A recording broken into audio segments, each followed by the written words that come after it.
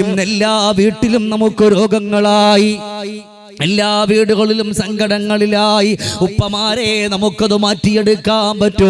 അതേതിലൂടെ എന്നറിയോ? വത്തിലാവത്തിൽ ഖുർആൻ, അല്ലാഹുവിൻ്റെ പരിശുദ്ധമായ പവിത്രമായ ഖുർആൻ ഓതുന്നതിലൂടെയാണ്. ഇന്നതിന് സമയമില്ലല്ലോ. ഇന്ന് വീടിൻ്റെ കത്തട്ടിൽ ഖുർആൻ ഓതിയാൽ അല്ലാഹുവിൻ്റെ പള്ളിയിലേക്കാണ് വരുന്നതെങ്കിൽ ആ പടച്ചവൻ്റെ പള്ളിയിലേക്കൊന്ന് വന്നിരുന്നാൽ നമ്മൾ ഖുർആൻ ഓതുന്നെങ്കിൽ അള്ളാന്റെ ഖുർആൻ അവിടുന്ന് പള്ളികളുടെ ഓരോ മൂലയിലുമുണ്ട്. പക്ഷേ നമ്മൾ ഖുർആനെ കൈകൊണ്ട് തൊടാറില്ലല്ലോ.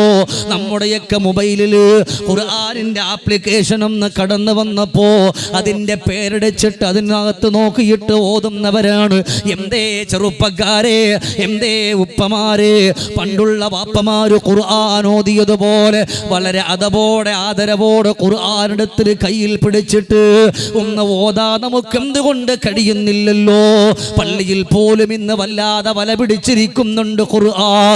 കാരണം നമ്മുടെ കൈ കൊണ്ട് തൊടുന്നില്ലല്ലോ. വുളു എടുത്തുകൊണ്ട് മുസ്ഹഫ് എടുത്തൊന്ന് കയ്യിൽ പിടിച്ചിട്ട് നല്ലതുപോലെ ഓതുമ്പോ അതിൻ്റെ ഒരു ബറക്കത്ത് വേറെയാ, അതിൻ്റെ ഒരു സന്തോഷം വേറെയാ, അതിൻ്റെ ഒരു ആനന്ദം വേറെയാ. ആ കൈകളിലേക്കൊന്ന് എടുക്കുമ്പോ ആ ഖുർആൻ പോലും നിങ്ങൾക്ക് അനുകൂലമായി നിൽക്കുമെങ്കിൽ ഇന്നതെല്ലാം മറന്നല്ലോ. രോഗങ്ങൾ മാറാൻ, സങ്കടങ്ങൾ മാറാൻ, കണ്ണീരുകൾ മാറാൻ പരിശുദ്ധമായ ഖുർആൻ മതി എന്ന് പറയുമ്പോ പടച്ചവന്റെ പൊരുത്തം കിട്ടാൻ ഖുർആൻ ഓതിക്കോ. അതുമാത്രവുമല്ല, ജീവിതത്തിന്റെ വേദനകൾ മാറാൻ ഖുർആനെന്ന് പാരായണം ചെയ്തോ. അതിന്റെ ഒന്നാമത്തെ തെളിവാരാ ലോകത്തിന്റെ മണിദീപമേ മുഹമ്മദുർ റസൂലുള്ളാഹ് സ്വല്ലല്ലാഹു അലൈഹി വസല്ലമ തങ്ങള് ഹിറാ ഗുഹയിൽ നിന്ന് ഇറങ്ങി ഓടുകയാണ്. മലക്കു ജിബ്രീൽ പിടിച്ചത് വല്ലാത്ത വേദനയായി, പേടിച്ചു പനി പിടിച്ചിട്ട് അല്ലാഹുവിന്റെ റസൂൽ ഓടി വന്നിട്ട് ഖദീജ ബീവിയോട് പറയുന്നു, സമ്മിലൂനി ഖദീജ, പുതപ്പിട്ടു മൂടൂ ഖദീജ, ചേർത്തൊന്നണയ്ക്കൂ ഖദീജ, പുതപ്പിട്ടു മൂടൂ ഖദീജ, ചേർത്തൊന്നണയ്ക്കൂ ഖദീജ. ജിബ്രീൽ വന്ന് ഇഖ്റ തന്ന് ഖുർആന്റെ നൂറ് ആലമിൽ തെളിഞ്ഞ് പുതപ്പിട്ടു മൂടൂ ഖദീജ, ചേർത്തൊന്നണയ്ക്കൂ ഖദീജ.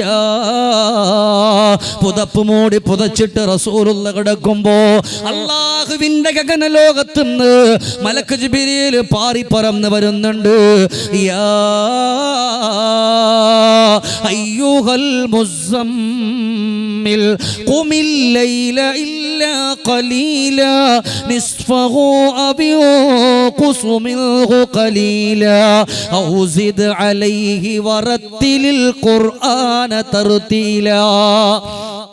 പുതപ്പ് മൂടി പുതച്ച് കിടക്കുന്ന നബിയോട് മലക്ക് ജിബ്രീൽ വന്നിട്ട് പറയാ, യാ അയ്യുഹൽ മുസമ്മിൽ, പുതപ്പ് മൂടി പുതച്ച് കിടക്കുന്ന നബിയേ, ഖുമിൽ ലൈല ഇല്ലാ ഖലീലാ, ഒന്നെഴുന്നേൽക്കണം നബിയേ, നിസ്കരിക്കണം നബിയേ, അതും കഴിഞ്ഞിട്ടില്ല. വറത്തിൽ ഖുർആന തർതീലാ. എന്തിനാണ് സങ്കടപ്പെടുന്നത്? എന്തിനാണ് വേദനിക്കുന്നത്? എന്തിനാണ് പ്രയാസപ്പെടുന്നത്? അത് വേണ്ട നബിയേ. അള്ളാന്റെ ഖുർആൻ ഉള്ളപ്പോ എന്ത് വേദന വന്നാലും പരിഹാരം ഉണ്ട് നബിയേ. അതുകൊണ്ടാണ് അബൂ തൽഹ റളിയല്ലാഹു അൻഹു മസ്ജിദുൻ നബവിയുടെ അകത്തട്ടിലേക്കൊന്ന് കടന്നു പോകുമ്പോ അല്ലാഹുവിന്റെ റസൂൽ വല്ലാത്ത സങ്കടത്തിലാണ്, വല്ലാത്ത പ്രയാസത്തിലാണ്. യാ റസൂലല്ലാഹ്, എന്ത് പറ്റിയെന്ന് പറയോ നബിയേ? അല്ലാഹുവിന്റെ റസൂൽ ഒരക്ഷരം മിണ്ടിയില്ല. ഇമാമും ജമാഅത്തുമായി നിസ്കരിച്ചു. അവർ നിസ്കാരം കഴിഞ്ഞ പാടെ റസൂലുള്ളാഹിന്റെ വട്ടമുഖത്തേക്ക് നോക്കുമ്പോ ഫതബസ്സമ റസൂലുള്ളാഹ്, അല്ലാഹുവിന്റെ റസൂൽ പുഞ്ചിരിക്കുകയാണ്. ഹബീബായ നബി തങ്ങൾ ചിരിക്കുന്നുണ്ട്.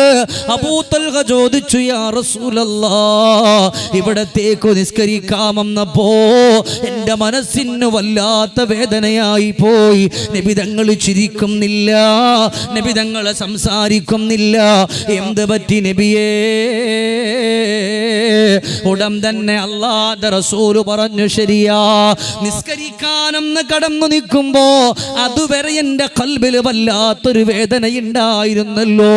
ആ നിസ്കാരത്തിന്റെ ടൈമില് അള്ളാഹുവിന്റെ ഗഗനലോകത്തുനിന്ന് മലക്ക് ജിബ്രീൽ പാറിപ്പറന്ന് വന്നിട്ട് സൂറത്തുൽ ഹശ്റിന്റെ 3 ആയത്തുകൾ പഠിപ്പിച്ചു.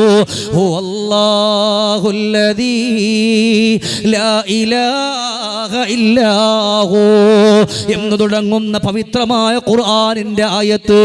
ആ 3 ആയത്തുകൾ പഠിപ്പിച്ചപ്പോ എന്റെ വേദനകളെ അല്ലാഹു മാറ്റിയല്ലോ, എന്റെ സങ്കടങ്ങളെ അല്ലാഹു മാറ്റിയല്ലോ. പഠിക്കണം ചെറുപ്പക്കാരാ, പഠിക്കണം ഉമ്മമാരെ. ഖുർആൻ കൊണ്ട് പടച്ചവന്റെ പൊരുത്തം മാത്രമല്ല, അല്ലാഹു നമ്മുടെ രോഗങ്ങളെയും മാറ്റിത്തരുമെന്ന് പറയുമ്പോ ഈ ആയത്ത് പഠിച്ചിട്ട് അബൂ തൽഹ റളിയല്ലാഹു അൻഹു മസ്ജിദുൻ നബവിയുടെ പുറത്തേക്ക് ഇറങ്ങുന്ന ഒരു സമയം, മസ്ജിദുൻ നബവിയുടെ പുറത്തേക്ക് ഇറങ്ങുമ്പോ ഒരു ചെറുപ്പക്കാരൻ കരഞ്ഞു കലങ്ങുന്ന കണ്ണുകളോടെ വരുന്നുണ്ട്. എന്തിന് കരയുന്നു മോനെ? ഇദ്ദേഹം പറഞ്ഞു, തങ്ങളെ, അല്ലാഹുവിനിക്ക് മക്കളെ തന്നിട്ടുണ്ട്, അല്ലാഹുവിനിക്ക് സമ്പാദ്യങ്ങൾ തന്നിട്ടുണ്ട്, ഒരുപാട് സുഖ സൗകര്യങ്ങളെ അല്ലാഹുവിനിക്ക് തന്നിട്ടുണ്ട്. പക്ഷേ പിറന്നു വീണ സമയം മുതൽ ഇന്ന് വരെ എൻ്റെ മക്കളൊരു നൂൽ വസ്ത്രം പോലും ധരിച്ചിട്ടില്ല. എന്തേ കാരണമെന്നറിയോ? അവരുടെ ശരീരം മുഴുവനും ചൊറിഞ്ഞു പൊട്ടുകയാണ്, അവരുടെ ശരീരം മുഴുവനും ചൊറിഞ്ഞു പൊട്ടുകയാണ്. ഒരു വസ്ത്രം ധരിപ്പിച്ച ചീഞ്ചലങ്ങൾ വലിച്ചു വന്നിട്ട് അത് ഒട്ടിപ്പിടിച്ചുകൊണ്ട് മുന്നിലേക്കൊന്ന് കടന്നു വരുമല്ലോ, അത് വലിച്ചിളക്കിയ പുന്നാര മക്കള് കരയുമല്ലോ, മക്കള് വല്ലാതെ സങ്കടത്തിലായി പോകുമല്ലോ. അതുകൊണ്ട് എൻ്റെ മക്കൾക്ക് കളിക്കാൻ പറ്റില്ല, എൻ്റെ മക്കൾക്ക് ചിരിക്കാൻ പറ്റില്ല, എൻ്റെ മക്കൾക്ക് നല്ലതുപോലെ പോകാൻ പറ്റില്ല. മറ്റുള്ള 12 വയസ്സുള്ള 13 വയസ്സുള്ള മക്കള് അവര് കളിക്കുമ്പോ, അവര് ചിരിക്കുമ്പോ എൻ്റെ മക്കള് മാത്രം വീടിൻ്റെ ഉള്ളിൽ ആരും കാണാതെ കരയുകയാണ്. എന്ത് ചെയ്യുമെന്നറിയില്ല. അബൂ തൽഹ തങ്ങൾ പറഞ്ഞു, പൊക്കോ, വീട്ടിലേക്ക് പൊക്കോ. സൂറത്തുൽ ഹശ്റിന്റെ 3 ആയത്തുകൾ. ഹുവല്ലാഹുല്ലദീ ലാ ഇലാഹ ഇല്ലാഹു അലിമുൽ ഗൈബി വശഹാദ. എൻ്റെ ശബ്ദം ശ്രവിക്കുന്ന എൻ്റെ പൊന്നു പെങ്ങളെ, സൂറത്തുൽ ഹശ്റിന്റെ ഈ 3 ആയത്തുകൾ നിങ്ങളുടെ മക്കൾക്ക് മന്ത്രിച്ചു കൊടുത്താ ആ മക്കൾ ബുദ്ധിയുള്ളവരായി, ഉമ്മയെ ബാപ്പയെ അനുസരിക്കുന്നവരായി, അവരെ പൊന്നുപോലെ നോക്കുന്നവരായി, അവരുദ്ദേശിക്കുന്ന വഴികളിലൂടെ മക്കൾ കടന്നു വരുന്നവരായി. അത് ചൊല്ലാനുള്ള സമയം നമ്മൾ കണ്ടെത്തലേ ഉള്ളൂ. അങ്ങനെ ഇദ്ദേഹം വീട്ടിലേക്ക് പോയി ഈ 3 ആയത്തോതിയിട്ട് തിരിച്ചു വരുന്നു. 2 ആഴ്ച കഴിഞ്ഞിട്ട് പറയാ, എൻ്റെ മക്കളുടെ കരച്ചില് മാറിയില്ല, നിങ്ങൾ പഠിപ്പിച്ച ആയത്തോതി. ഉടൻ തന്നെ അബൂ തൽഹ തങ്ങൾ ചോദിച്ചു, നിങ്ങൾ എങ്ങനെയാണ് ആയത്ത് ഓതിയതെന്ന് പറയുമോ? അദ്ദേഹം ഓതിയതുപോലെ ഓതി കൊടുക്കുമ്പോ അബൂ തൽഹ തങ്ങൾ പറഞ്ഞു, വല്ലാഹ്, ഇങ്ങനെ ഓതിയാൽ അല്ലാഹു സ്വീകരിക്കൂല. നബി തങ്ങളോട് അല്ലാഹു പറഞ്ഞത്, വറത്തിലിൽ ഖുർആന തർതീല. അല്ലാഹുവിന്റെ ഖുർആൻ സാവധാനം ഓതലാണ്. പടച്ചവന്റെ ഖുർആൻ ഓടൽ അല്ല, ഖുർആൻ സാവധാനം ഓതല. അതിന് വഅദ് പറയുന്നവരാണെങ്കിലും പ്രസംഗിക്കുന്നവർ ഓതുന്നവരാണെങ്കിലും വീടിന്റെ കത്തട്ടിൽ ഓതുന്നവരാണെങ്കിലും ഖുർആനായി തന്നെ ഓതണം. അങ്ങനെ ഓതിയാ പറ്റൂല. വറത്തിൽ ഖുർആന തർതീല, ഖുർആന സാവധാനമോത്. അങ്ങനെ വീട്ടിലേക്ക് പോയിട്ട് ഭാര്യയോട് പറഞ്ഞ പെണ്ണേ, സ്പീഡിന് ഓതല്ലേ. നബി തങ്ങളോട് അള്ളാഹു പറഞ്ഞത് ഇങ്ങനെയാ, അതുകൊണ്ട് അങ്ങനെ സാവധാനം ഓതാൻ പറയുമ്പോ അങ്ങനെ ഓതുകയോ. പടച്ചവനെ 3 ദിവസങ്ങൾ പോലും ആയിട്ടില്ല, മക്കളുടെ ശരീരത്തിന്റെ മുറിവുകൾ ഉണങ്ങി തുടങ്ങി. ഒലിച്ചു വന്ന ചലങ്ങളൊക്കെ നിന്ന് പോയി. ആ പൊന്നുമക്കളെ ചേർത്ത് പിടിച്ചിട്ട് അബൂ ത്വൽഹ തങ്ങളുടെ മുമ്പിൽ വന്നിട്ട് പറയുന്നു, വലക്കൽ ഹംദു യാ അല്ലാഹ് വലക്കൽ ശുക്റു യാ അല്ലാഹ്. എന്തുകൊണ്ടാണ് എൻ്റെ പൊന്നുമക്കളുടെ രോഗം മാറിയെന്നറിയോ? അവരുടെ സങ്കടങ്ങൾ മാറിയെന്നറിയോ? അവരുടെ വിഷമങ്ങൾ മാറിയെന്നറിയോ? വറത്തിലിൽ ഖുർആന തർതീല. എന്തുകൊണ്ടാണ് അവരുടെ സങ്കടങ്ങൾ മാറിയത്? നബിതങ്ങളോട് അല്ലാഹു പറഞ്ഞത് വറത്തിലിൽ ഖുർആന തർതീല, ഖുർആനെ നിങ്ങൾ സാവധാനം പാരായണം ചെയ്യണം. ഇന്നിപ്പോൾ നമ്മൾ എന്താ ചെയ്യുക? വാപ്പമാരെ ഉമ്മമാരെ, റമളാൻ വന്നാൽ നമുക്കൊരു ഖത്തം ഓതി തീർക്കണം. നിങ്ങൾ ഓതിക്കോളി, ഒരു കുഴപ്പമില്ല. 1 ഖത്തോ 2 ഖത്തമുകളോ നിങ്ങൾ ഓതിക്കോളി, സന്തോഷമേ ഉള്ളൂ. പക്ഷെ ഓടരുത്, ഖുർആൻ ഓതണം. നബി തങ്ങളോട് അല്ലാഹ് പറഞ്ഞു കൊടുക്കാണ് വറത്തിലിൽ ഖുർആന തർതീല, ഖുർആൻ നേരാവണ്ണം സാവധാനം നിങ്ങൾ ഓതണം, എങ്കിലേ അതിന് ഫലമുള്ളൂ. ചില ഉമ്മമാര് പറയും, ഉസ്താദെ എല്ലാ തങ്ങന്മാര് പഠിപ്പിക്കുന്നതും എല്ലാ ഉസ്താദുമാര് പഠിപ്പിക്കുന്നതൊക്കെ നമ്മൾ ഓതാറുണ്ട്, പക്ഷെ ഒരു മാറ്റമില്ല. എങ്ങനെ മാറുക? ഖുർആനായിട്ട് ഓതി മന്ത്രിച്ചിട്ടില്ലെങ്കിൽ അത് മാറൂല. ഖുർആനായി തന്നെ ഓത. എന്തിനേറെ ഞാനൊന്ന് ചോദിക്കട്ടെ, ഇവിടെ ഇരിക്കുന്ന പലരുടെയും ബാപ്പമാര് ഇവിടെ പറഞ്ഞവരുണ്ട്, അല്ലാഹു അവർക്ക് മഗ്ഫിറത്ത് കൊടുക്കട്ടെ. ആമീൻ പറയ്. അല്ലാഹു അവർക്ക് മഗ്ഫിറത്ത് കൊടുക്കട്ടെ. ഞാൻ നിങ്ങൾ ഇരുത്തി പ്രയാസപ്പെടുത്തില്ല, ഇൻഷാ അല്ലാഹ്. അല്ലാഹു അവർക്ക് മഗ്ഫിറത്തും റഹ്മത്തും കൊടുക്കട്ടെ.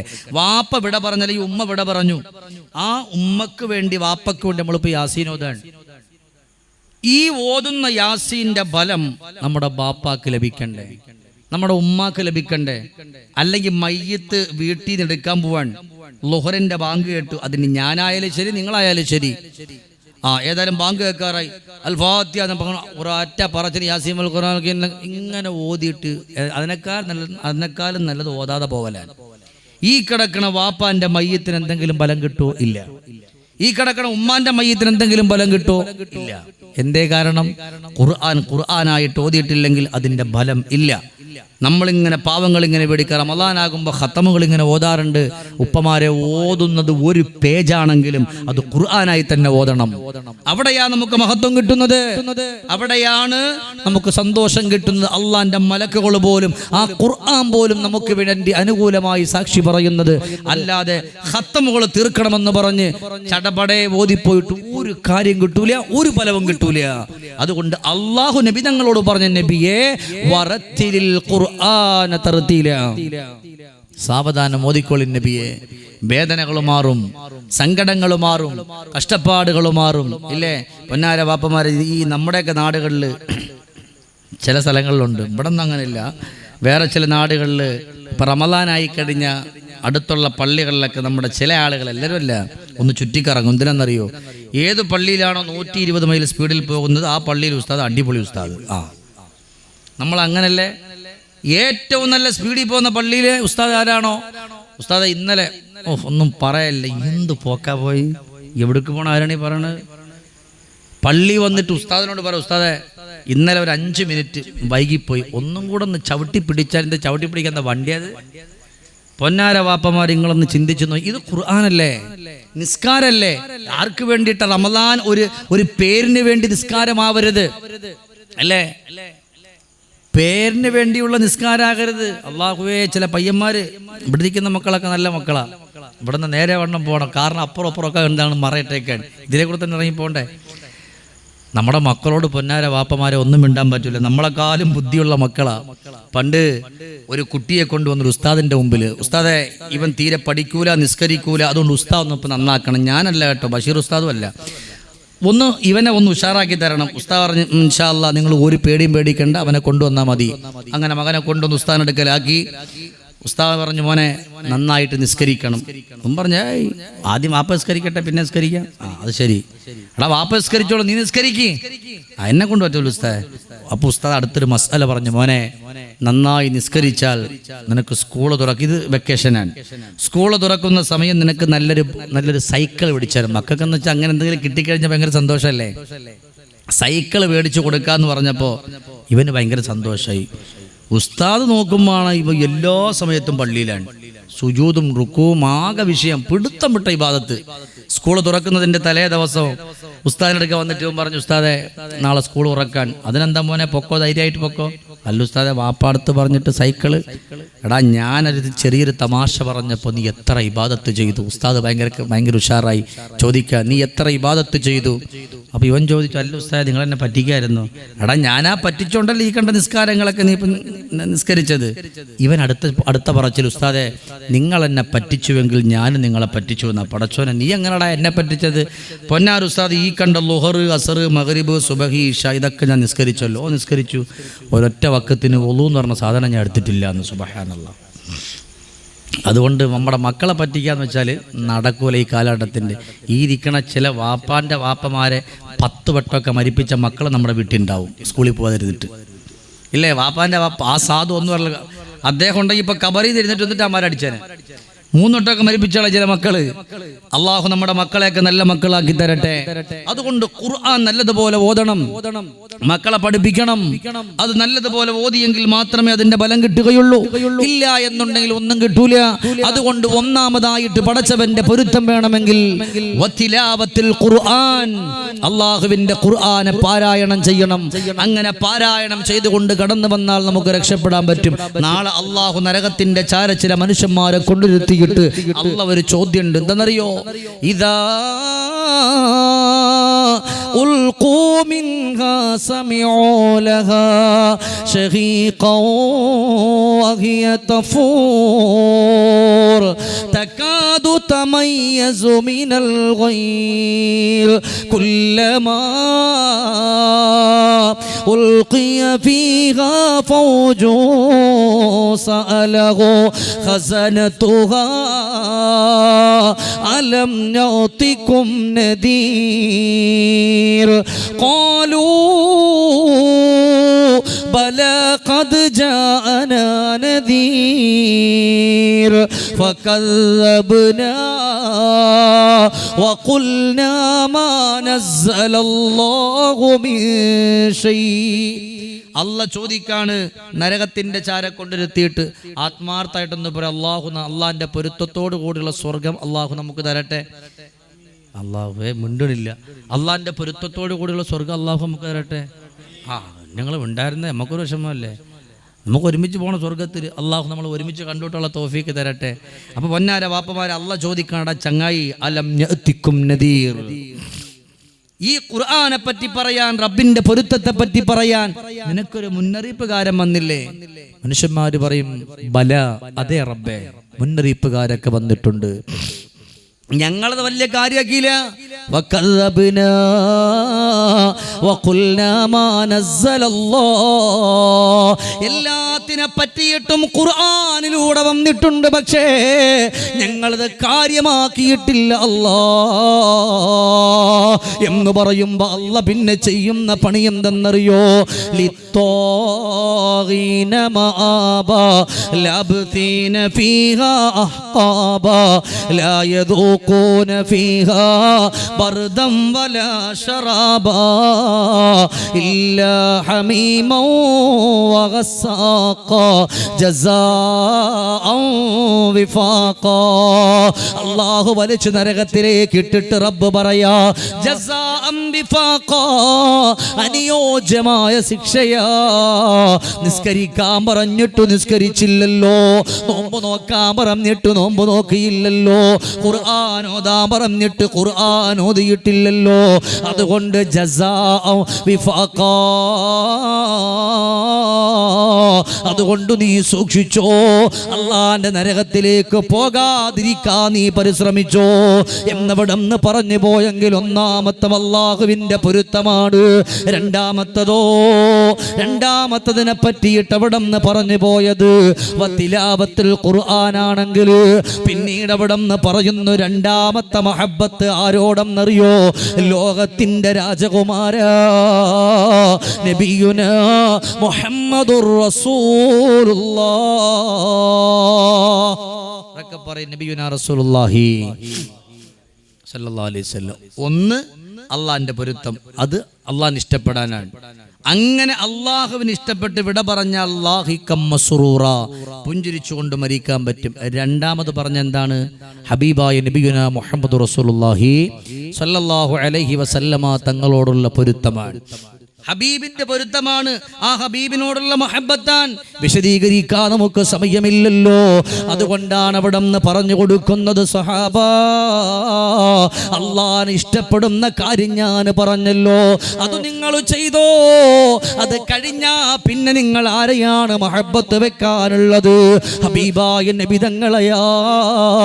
ഈ പരിശുദ്ധമായ മജ്‌ലിസിൽ ഇരുന്നുകൊണ്ട് ഒരുപാട് സ്വലാത്തുകൾ ഞാൻ നിങ്ങളോട് ചൊല്ലാൻ പറയുമ്പോ ആവേശത്തോടെ സ്വലാത്ത് ചൊല്ലിയവരെ അൽഹംദുലില്ലാഹ്, നിങ്ങളാണ് വിജയിക്കുന്നത്, നിങ്ങളാണ് നല്ല വഴികളിലൂടെ കടന്നു വരുന്നത്, നിങ്ങളാണ് സന്തോഷത്തിലൂടെ വരുന്നത്.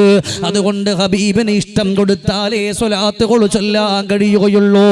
അതുകൊണ്ട് മാത്രമല്ല, ദുനിയാവിന്റെ പുറത്തുനിന്ന് വിട പറയുമ്പോ ചിരിക്കണമെന്ന് പറഞ്ഞല്ലോ, അത് ഹബീബിനെ കാണുമ്പോഴാ. നമ്മൾ ആരെങ്കിലും മനസ്സുകൊണ്ട് കൊതിച്ചിട്ടുണ്ടോ എപ്പോഴെങ്കിലും റസൂലുള്ളാഹിയെ ഒന്ന് കാണണമെന്ന്? എത്രയോ ആഗ്രഹങ്ങൾക്ക് വേണ്ടിയിട്ട്, എത്രയോ അഭിലാഷങ്ങൾക്ക് വേണ്ടിയിട്ട് കണ്ണുനീരോടെ വേദനയോടെ നമ്മൾ കരഞ്ഞുകൊണ്ട് കടന്നു പോയവരാ.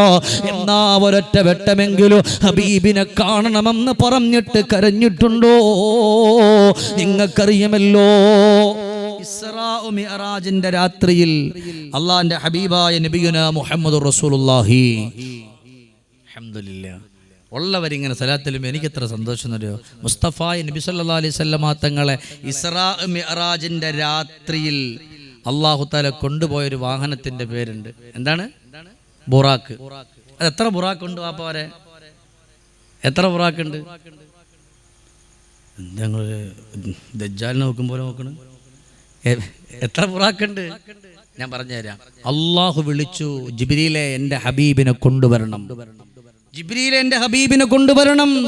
കേട്ടപാടെ മലക്കു ജിബ്രീൽ ചോദിച്ചു, അല്ലാ എങ്ങനാണ് ഹബീബിനെ കൊണ്ടുവരാനുള്ളത്? ഉടൻ തന്നെ പറഞ്ഞു ജിബ്രീലേ, എൻ്റെ സ്വർഗത്തിലേക്കൊന്ന് കടന്നു പൊക്കോ. ആ സ്വർഗത്തിന്റെ അകത്തട്ടിൽ ബുറാക്കുണ്ട്. മലക്കു ജിബ്രീൽ അലൈഹിസ്സലാത്തു വസ്സലാം കടന്നു പോവുകയാണ്. പടച്ചവനെ, അതിന്റെ ഉള്ളിലേക്ക് അങ്ങ് കടക്കുമ്പോ ഒരു ബുറാക്കല്ല, രണ്ട് ബുറാക്കല്ല, 3 ബുറാക്കല്ല. നബി തങ്ങൾക്ക് വേണ്ടി അള്ളാഹു ഒരുക്കിയത് 40,000 ബുറാക്കുകളെയാണ്. ഒന്നിനെ കാണുമ്പോഴും ചന്തമാ, അടുത്തതിനെ കാണുമ്പോഴും ചന്തമാ. അങ്ങനെ ഓരോന്നിനെ കണ്ട് കണ്ട് കണ്ട് കണ്ട് കടക്കുമ്പോ അതിന്റെ സ്വർഗത്തിന്റെ മധ്യത്തിൽ നിന്ന് ഒരേ ഒരു ബുറാക്ക് ഫബക്കാ ബുകാഅൻ ശദീദാ, ഒരേ ഒരു ബുറാക്ക് മാത്രം കരയുന്നുണ്ട്, ഒരേ ഒരു ബുറാക്ക് മാത്രം കരയുന്നുണ്ട്. ഉടൻ തന്നെ ചോദിച്ചു, അല്ല ബുറാക്കേ, നീ എന്തിനാ കരയുന്നത്? അപ്പോഴാണ് ബുറാക്ക് അവിടെന്ന് പറഞ്ഞു കൊടുത്തത്, അള്ളാഹു നമ്മളെ പടച്ചത് എന്തിനെന്നറിയോ? ഒരു പ്രവാചകനിക്ക് വേണ്ടിയിട്ടാ. ആ പ്രവാചകന്റെ പേര് മുഹമ്മദ് എന്നാ. ഞങ്ങളെ പടച്ച അന്ന് മുതൽ കേൾക്കുന്ന ഒരേ ഒരു പേര് മുഹമ്മദൻ സമ്മൗ നബിയൽ ഹുദാ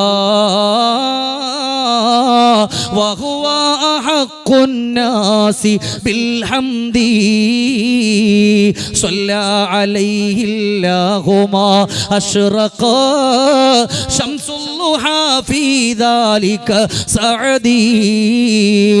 നമ്മളെ പടച്ച അന്ന് മുതൽ കേൾക്കുന്ന ഒരു പേര് മുഹമ്മദുർ റസൂലുള്ളാഹ് സ്വല്ലല്ലാഹു അലൈഹി വസല്ലമ തങ്ങളെന്നാണ്. ആ ഹബീബിന്റെ അരികത്ത് ഈ 40,000 ബുറാഖുകൾ നിൽക്കുമ്പോ എനിക്കവിടത്തേക്ക് പോകാൻ കഴിയുമോ എന്നോർത്തുകൊണ്ടാണ് ഞാൻ കരയുന്ന എന്ന് പറയുമ്പോ അല്ലാഹു വിളിക്കുന്ന ജിബ്രീലേ, എന്റെ റസൂലുള്ളാഹിനെ കാണണമെന്ന് പറഞ്ഞിട്ട് കരയുന്ന ബുറാഖ് അതുമായിട്ട് എന്റെ നബി തങ്ങളുടെ അരികിലേക്ക് പോകുമോ ജിബ്രീലേ? കണ്ടങ്ങള് എന്റെ ഹബീബിനെ കാണണമെന്ന് പറഞ്ഞിട്ട് കരഞ്ഞ ബുറാഖ്, അതാണ് ആ ഒരു ബുറാഖിനെ നമുക്കറിയുള്ളൂ. അള്ളാഹുവിന്റെ ഹബീബിന് വേണ്ടി 40,000 ബുറാഖുകളെ പടച്ചിട്ടുണ്ട്. അതിൽപ്പെട്ട ഒന്നിന് അവസരം കിട്ടിയത് ഇത്രയും ബുറാഖുള്ളപ്പോ എനിക്കെന്റെ ഹബീബിന്റെ അടുക്കൽ പോകാൻ പറ്റുമോ എന്ന് പറഞ്ഞ് കരഞ്ഞപ്പോഴാണ്. നമ്മൾ അങ്ങനെ കരഞ്ഞിട്ടുണ്ടോ? പടച്ചോനെ, എന്റെ ഈ ഒരു ഉറക്കിലങ്കാണം, എന്റെ കിനാവിലങ്കാണം എൻ്റെ റസൂലുള്ളാഹി സ്വല്ലല്ലാഹു അലൈഹി വസല്ലമ തങ്ങളൊന്ന് വന്നിരുന്നുവെങ്കിലെന്ന് നമ്മൾ ചിന്തിച്ചിട്ടുണ്ടോ? നമ്മൾ കിടക്കുമ്പോൾ ഞാനും നിങ്ങളും നമ്മൾ ഒരുപാട് കഥകൾ നമ്മൾ, അല്ലെങ്കിൽ നാളത്തെ കടക്കാരനിക്ക് ഇപ്പം എന്താ കൊടുക്കുക, നാളെ ഇനിയിപ്പോൾ എന്താ ചെയ്യുക, മറ്റോൻ എന്താ ചെയ്യുക, നാളെ ഇനിയിപ്പോൾ പോകണം, ഇതൊക്കെ നമ്മുടെ മനസ്സിലുണ്ട്. ഉപ്പമാരെ, ഞാൻ എൻ്റെ ഉപ്പയെ പോലെ കണ്ടുകൊണ്ട് പറയാം, ഇതൊക്കെ നമ്മുടെ മനസ്സിലുണ്ട്. പക്ഷേ ഹബീബിനെ കാണണമെന്ന് നമ്മുടെ കൽബിലുണ്ടോ? ആ കിടക്കുന്ന ഇന്നെൻ്റെ കിനാവിലെ അതിഥി എൻ്റെ ഹബീബാകണം എന്നൊരു നീയത്തിൽ കിടന്നു നോക്ക്. ചിലപ്പോൾ അന്നൊന്നും കാണണമെന്നില്ല, എന്നും ആ ഒരു ചിന്തയിൽ നമ്മൾ കിടക്കുമ്പോ ഒരു വെട്ടം വരും നമ്മുടെ ഹബീബ്. കാണാനുള്ള തൗഫീഖ് അല്ലാഹു നമുക്ക് തരട്ടെ, കാണാനുള്ള തൗഫീഖ് അല്ലാഹു നമുക്ക് തരട്ടെ, കാണാനുള്ള തൗഫീഖ് അല്ലാഹു നമുക്ക് തരട്ടെ. അതുകൊണ്ടാണ് എന്തിനെ മദീനയെ അങ്ങോട്ട് സ്നേഹിച്ചാൽ മതി, മദീനയെ സ്നേഹിച്ചാൽ മതി. ഉവൈസുൽ ഖറനി റളിയല്ലാഹു അൻഹു, ഉവൈസുൽ ഖറനി റളിയല്ലാഹു അൻഹു അവിടന്ന് കടന്നു വരും ഖറനിലേക്ക്. മദീനത്തും ആരെങ്കിലും വന്നാ ഓടിപ്പോയിട്ട് അവരെ കെട്ടിപ്പിടിച്ച് മുത്തം കൊടുത്തിട്ട് പറയും, എൻ്റെ എൻ്റെ ഹബീബിന്റെ മദീനത്തുനിന്ന് വന്നവരാണ്. ആരാണ്? മഹാനായ ഉവൈസുൽ ഖറനി റളിയല്ലാഹു അൻഹു. മദീനത്ത് നിന്ന് ആരെങ്കിലും ഉണ്ടോ? ഉണ്ടെന്ന് കേട്ടാ ഓടിപ്പോകും, കെട്ടിപ്പിടിക്കും, കവിൽ തടത്തിൽ മുത്തം കൊടുക്കും. നമ്മൾ മദീനത്ത് നിന്ന് ആരെങ്കിലും വന്നെന്നറിഞ്ഞാൽ പറയടേ, 2 ഉപ്പി ഈത്തപ്പഴം, അല്ലെങ്കിൽ 2 ഉപ്പി സംസം വെള്ളം, ഒരു 10 ഈത്തപ്പഴം എനിക്കൊണ്ട് തരണം കേട്ടോ. അല്ലെങ്കിൽ ഇദ്ദേഹം മദീന കണ്ടിട്ട് വന്നൊരു മനുഷ്യനാണ്, അല്ലെങ്കിൽ ആ പച്ചക്കുബ്ബയുടെ ചോട്ടിൽ പോയി അസ്സലാത്തു വസ്സലാമു അലൈക യാ റസൂലല്ലാഹ് എന്ന് പറഞ്ഞിട്ട് വന്നവനാണ്. അതുകൊണ്ട് അവന്റെ കൈ ഒന്ന് പിടിക്കുക, അവന്റെ കയ്യിൽ ഒരു മുത്തം കൊടുക്കുക, ഒന്ന് കെട്ടിപ്പിടിക്കുക. അതങ്ങുമല്ല, എടാ നീ എന്നടേ വന്നതാ, കുഴപ്പമില്ല, എന്നാ പക്ഷേ നീ എനിക്ക് ഈത്തപ്പഴം തന്നില്ലല്ലേ. ഇതാണ് നമ്മുടെ സ്വഭാവം. ഈത്തപ്പഴം കിട്ടിയില്ല, സംസം വെള്ളം കിട്ടിയില്ല, അടിയോടടി, പിന്നെ മിണ്ടത്തൂല്ല, പണക്കമായി. പൊന്നാര വാപ്പമാരെ, മദീനത്തുനിന്ന് വന്നവനാ ചേർത്ത് പിടിച്ചിട്ടുണ്ടോ? എൻ്റെ ഉമ്മമാരോട്, നിങ്ങൾ എത്രയോ പ്രിയപ്പെട്ട സഹോദരിമാർ മദീനത്തുനിന്ന് ഉംറ കഴിഞ്ഞ് വന്നു, ചേർത്ത് പിടിച്ചിട്ടുണ്ടോ? ഇല്ല. എന്നാൽ അവിടുന്ന് ഉവൈസുൽ ഖറനി ചേർത്ത് പിടിക്കുമായിരുന്നു. എങ്ങനെയാണ് അവിടുന്ന് സിദ്ദീഖുൽ അക്ബർ റളിയല്ലാഹു അൻഹു പറഞ്ഞു കൊടുക്കുകയാ, ഹബീബിനെ സ്നേഹിച്ച അല്ലാഹികം മസ്റൂറാ, നിങ്ങൾക്ക് പുഞ്ചിരിച്ചുകൊണ്ട് മരിക്കാൻ പറ്റുമെന്നാ, പുഞ്ചിരിച്ചുകൊണ്ട് മരിക്കാൻ പറ്റുമെന്നാ. ഉപ്പമാരെ, നമുക്കതിന് കഴിയുന്നില്ലല്ലോ. അതുകൊണ്ട് തങ്ങളൊന്നുകൂടെ വ്യക്തമാക്കി കൊടുക്കുകയാണ്, അല്ലാഹുവിന്റെ റസൂലിന് എങ്ങനെ പോയാലും സ്നേഹത്തിന്റെ എല്ലാ വടികളും കൊടുക്കാനുള്ളത് അത് ഹബീബായ നബി തങ്ങൾക്കാ. സൗന്ദര്യത്തിന്റെ വിഷയത്തിലാണെങ്കിൽ അതുമാർക്കാണ്? പറയും വാപ്പാരെ, അതുമാർക്കാണ്? ഹബീബായ നബിയുനാ റസൂലുള്ളാഹി. മാഷാ അല്ലാഹ്, നിങ്ങളുടെ സ്വലാത്താണ് നമ്മുടെ വിജയം. നബിയുനാ റസൂലുള്ളാഹി